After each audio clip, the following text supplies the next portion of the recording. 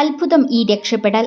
അങ്കമാലി കവരപ്പറമ്പിൽ അമ്മയുടെ കൈവിട്ടോടിയ പിഞ്ചുകുഞ്ഞിനെ രക്ഷിക്കാൻ ശ്രമിക്കുന്നതിനിടെ ഓട്ടോറിക്ഷ മറിഞ്ഞത് 3 തവണ. തിങ്കളാഴ്ചയാണ് സംഭവം നടന്നത്. റോഡരികിലൂടെ അമ്മയുടെ കൈപിടിച്ച് നടന്ന കുട്ടി പെട്ടെന്ന് റോഡ് മുറിച്ചു കടക്കുമ്പോഴായിരുന്നു അപകടം. ഓട്ടോക്കാരന്റെ സംയോജിത ഇടപെടൽ. കുട്ടിക്കും ഓട്ടോ ഡ്രൈവർക്കും കാര്യമായ പരിക്കുകളില്ല.